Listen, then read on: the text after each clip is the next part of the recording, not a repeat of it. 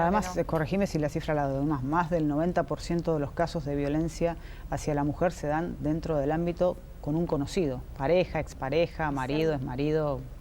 Eso ya todas la sabemos, que es o la pareja o la expareja, el padre de los hijos e hijas, o sea, siempre tiene que ver con un disciplinamiento sobre nosotras mismas, sobre nuestros cuerpos, nuestras realidades, sobre nuestras historias, y por eso es tan importante lo que está sucediendo, el debate que estamos instalando en la sociedad, porque eso hace que se expanda cada vez más, y ya hay situaciones que las mujeres no estamos dispuestas a tolerar, así como las identidades disidentes.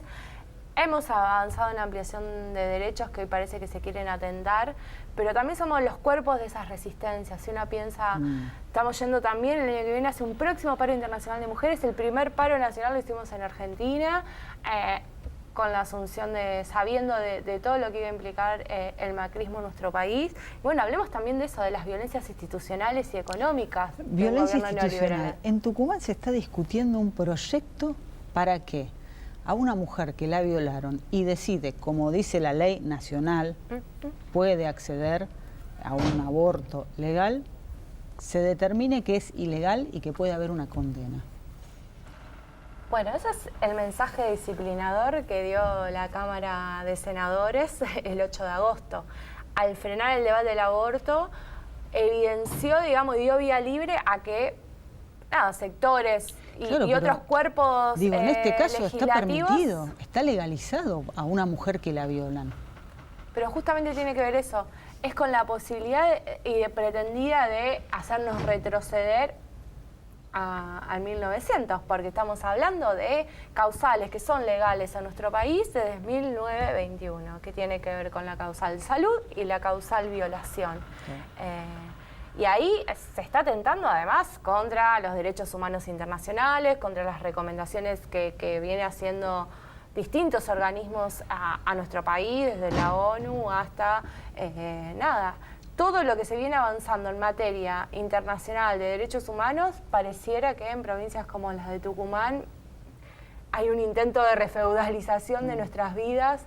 Claramente de eso viene hablando bastante Rita Segato, de esto, cuando nos quieren volver a siglos pasados, quieren que salgamos de las calles y volvamos a nuestras casas, que suelen ser muchas veces nuestras prisiones.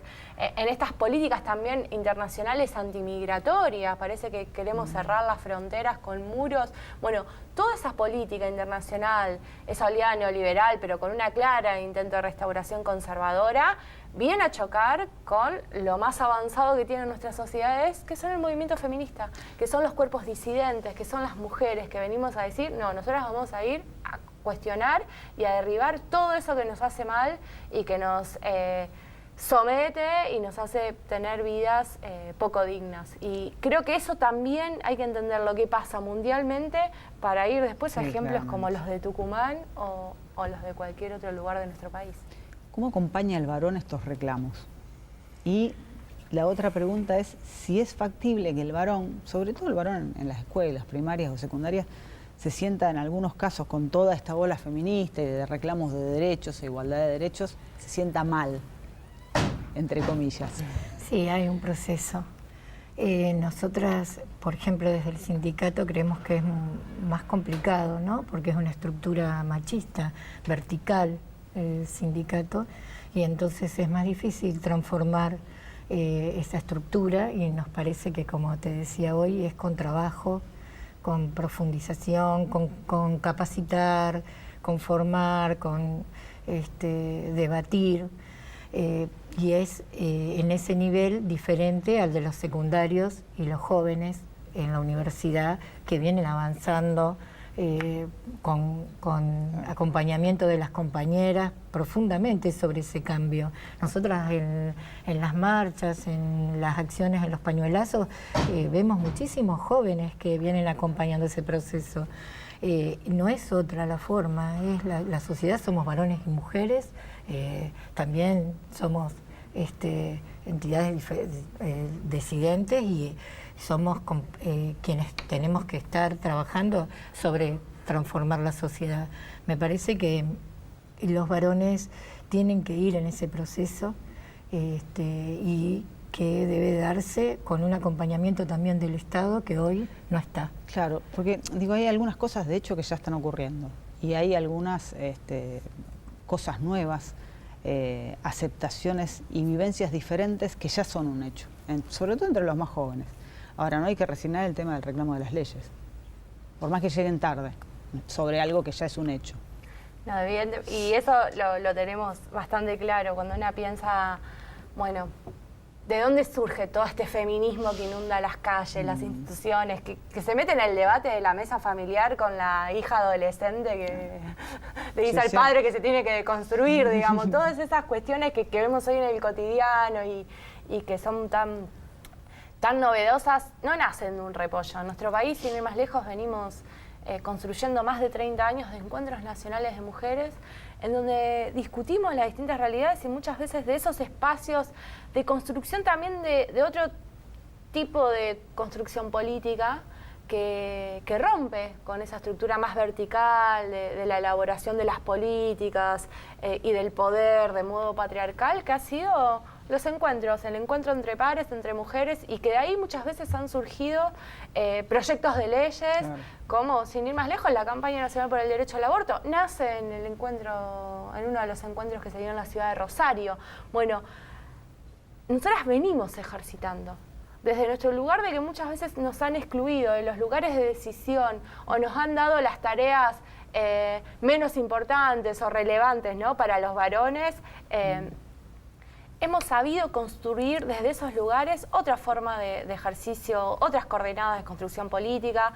Hemos podido generar espacios horizontales, autogestivos. Sin ir más lejos, un ejemplo nomás.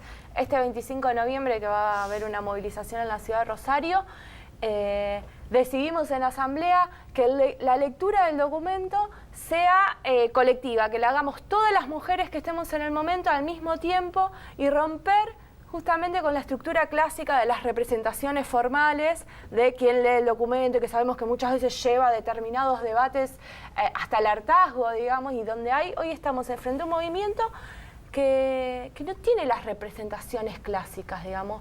Si bien muchas compañeras son parte de sindicatos, otras de partidos políticos, otras de colectivos feministas, existen también muchas mujeres que se han ido sumando a esta marea feminista, pero que van de manera autónoma, autogestiva, con su grupo de amigas, con sus compañeras del colegio y demás, y que ¿cómo se representa todo eso, ese nivel de diversidad? Bueno, el movimiento feminista va encontrando en el cotidiano las formas de construir representatividades mucho más laxas, pero que no por eso sean menos potentes, sino que justamente apelar y construir y rompernos la cabeza todo el tiempo para decir, bueno, esto es distinto a lo que conocemos y queremos que cada vez lo sea más y que en esa diversidad no sea una simple, bueno, en lo diverso nos toleramos, no, que nos alimentemos y que podamos construir nuevas formas de construcción de lo cotidiano, de la comunidad, de lo político, de lo colectivo y hasta de la construcción de nuestras demandas y que se pueda expresar eso. Por ejemplo, se expresa en eso, que el documento del 25 de noviembre sea una proclama feminista y que todas lo leamos al mismo tiempo, con la misma voz y que llegue ese grito mucho más lejos que el que pueda hacer una en particular compañera representante de distintos sectores. Y me parece que en esos simples ejemplos estamos mostrando la potencia que tiene el feminismo y cómo viene a romper muchas representaciones clásicas y muchos lugares comunes a los cuales no queremos volver más. Contame características de la marcha del 25. ¿Dónde se van a juntar? ¿Hacia dónde van a ir? ¿Cómo va a ser el acto? Estamos con la previa, las ¿no? asambleas. Estamos en las asambleas que nos juntamos en La Toma, que es el lugar que hace un tiempo nos viene recibiendo a todas. Y venimos pensando todo un recorrido que puede abarcar, como va a ser domingo, también cómo compatibilizamos el recorrido de una ciudad que por lo general no va a ser muy concurrida como un día de semana, claro, pero que sí termine en el monumento. En el monumento o el Parque Nacional La Bandera o en alguno de los parques y donde podamos también entrar en diálogo con muchas de las familias y de los jóvenes y las jóvenes que seguramente van a estar disfrutando de su domingo, pero que puedan ver al movimiento de mujeres y feministas y de las disidencias sexuales que en Rosario viene siendo ejemplo y que la verdad nos sentimos muy orgullosas. Sí, Los otros días hacíamos memoria de 10 años atrás, la marcha que hicimos del 25, que fue junto con un encuentro nacional de familiares víctimas de femicidio. A hoy, cómo ha crecido el movimiento de mujeres, es impresionante. ¿Y por qué nos convocamos el 25? Porque nos convocábamos antes por los femicidios, hoy nos convocamos por todos los tipos de violencia. Creo que tiene que ver claramente con estas mujeres que hoy estamos empoderadas en lo colectivo, porque también esto que hoy mencionaba Majo recién, tiene que ver con empoderarnos, con creer que podemos salir de la violencia, que queremos una vida libre de violencia y que en ese colectivo, cuando marchamos, se expresa de muchas formas. Y cada una de las compañeras tiene la libertad de expresarlo como quiera. Los colectivos tienen la libertad y es a veces complicado articular, ¿no? Imagínate todas leyendo el mismo documento. Pero creo que también Rosario tiene una avanzada con esto, ¿no? Porque siempre hemos logrado llegar a acuerdos desde el Encuentro Nacional de Mujeres, que fue hace unos años en Rosario. Creció muy fuertemente el movimiento en estas marchas y en estos momentos de agenda de género que tenemos, y me parece que somos también un movimiento en Rosario muy diferente al resto del país, que hemos logrado esos acuerdos a pesar de las diferencias que a cada colectivo tenemos. ¿Por qué el 25? ¿Tiene alguna...? Sí, fue cuando fueron asesinadas en la República Dominicana las hermanas Mirabal en la dictadura de Trujillo. Ellas justamente luchaban en la visibilización de las desapariciones y los presos políticos durante la dictadura, y fueron brutalmente no solo asesinadas, sino también violadas en ese entonces. Y bueno, eran las hermanas, las mariposas Mirabal, y se decidió que el 25 de noviembre sea el Día Internacional de la Lucha contra la Violencia hacia las Mujeres. Nosotras vemos que esas hermanas Mirabal se multiplicaron en Latinoamérica porque somos las mujeres, en la mayoría las que ponemos el cuerpo para salir, el cuerpo y mucho más, para salir hoy a reclamar, a buscar la justicia social necesaria para vivir una vida libre, ¿no? Dos preguntas más que ya tenemos que ir cerrando. Una, ¿por qué genera tanta polémica o tanto cuestionamiento de algunos sectores la frase "mi cuerpo, mi decisión"?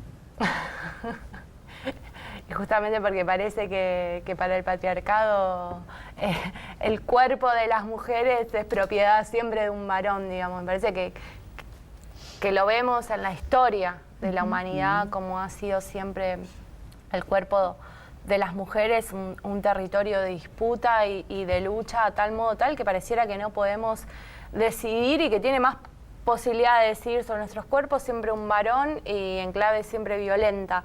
Y evidentemente que decidamos, ¿no? Pareciera que no tuviéramos la potestad en pleno siglo XXI.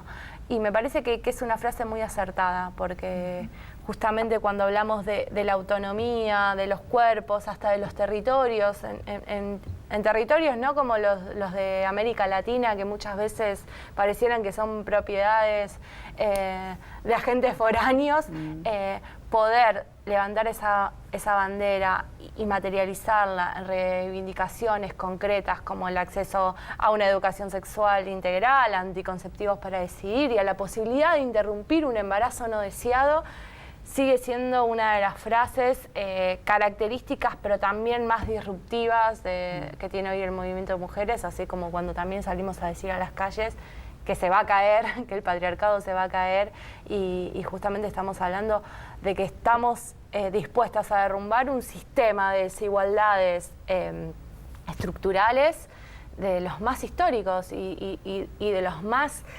arraigados en todas las esferas de nuestras vidas, y que poder visibilizarlo, ponerlo nombre y hacerlo bandera y tratar de construir cada uno de los espacios que habitamos en el cotidiano es una tarea enorme, enorme, y que las nuevas generaciones están dispuestas y asumen el desafío. Cuando uno ve la marea, la juventud, las pibas en las calles, evidencian que justamente atrás de esto hay una injusticia muy clara por la cual hoy resulta muy fácil identificarse, ¿no? Cuando uno piensa en las demandas y demás, bueno, si evidentemente todas sentimos que por haber sido nacido mujeres, por habernos constituido en clave de esa identidad, o quienes hayan elegido una identidad de género que rompa con la heteronorma, vamos a tener que estar sometidas a distintos tipos de discriminaciones, acceso desigual a los lugares de estudio, de trabajo, en donde pareciera que cualquier otro puede decidir sobre nuestras vidas y nuestras realidades.